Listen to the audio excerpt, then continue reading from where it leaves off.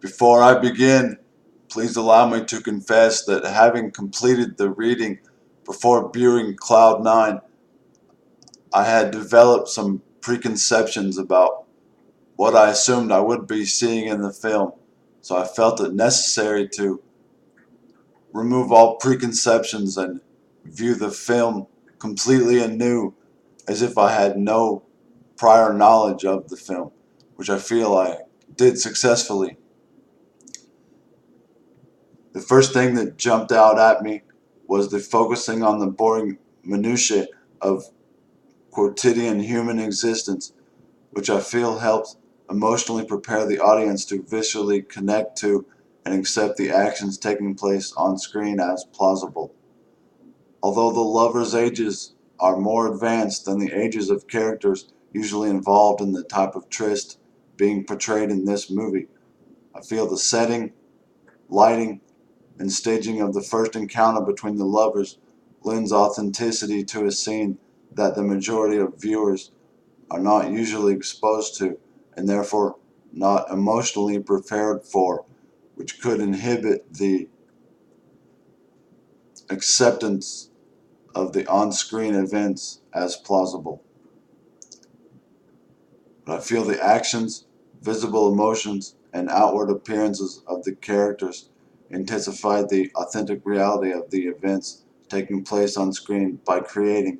an emotional connection with the audience, which further enabled them to empathize with on-screen events. Regardless of the characters' ages, the vigor with which they engaged in their activities emanated viscerally, which further helped the audience to authentically, emotionally connect with the unfamiliar happenings taking place on screen. I also find that the lack of artificial sound, such as a soundtrack or music, in this case, during the couple's activities, to help intensify the reality by essentially forcing viewers to focus solely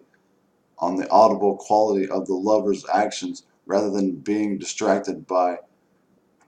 post-filming additions.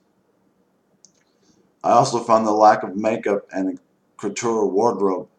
to intensify the authentic reality of the film, because I feel offering an unfiltered portrayal of people as they actually are may serve to intensify the authentic reality of situations being presented on screen. I also think that the cutscene to the choir singing helped to take the audience's collective mind off of the potential unbelievability of the on-screen events, because it removed the immediate focus from the on-screen events and permitted each member of the audience to process his or her initial individual perceptions of what they had been seeing to this point in the film before the action resumed, which I feel served the purpose of intensifying the authentic reality of on-screen events by permitting the audience to see future events anew after having processed what they had already seen. I feel the scene with the couple's possible child and grandchild further transfigured and intensified the authentic reality being created on screen by essentially setting a backstory and further lending credence to the history of the couple's relationship. Furthermore, the subsequent depictions of nudity for both genders continued to transfigure and intensify authentic reality by presenting all characters in their most vulnerable state, thereby removing any pretensions and bringing the audience's focus back to the basest human level possible, which I feel is necessary for the audience to completely, plausibly accept all the on-screen events.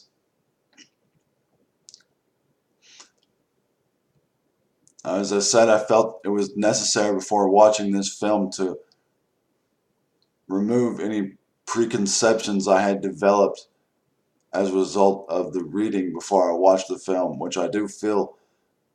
I successfully accomplished, although after having viewed the entire film, I no longer feel that it was necessary to remove any preconceptions that I had, as I was able to view the movie with a fresh perspective. But I think having known a little bit about it before watching it enabled me to view it and appreciate it in a different light. So having said that, I am glad that I was not able to remove all preconceptions before viewing it, as now having completed viewing, I do not feel that it hindered my appreciation of the film in any way whatsoever.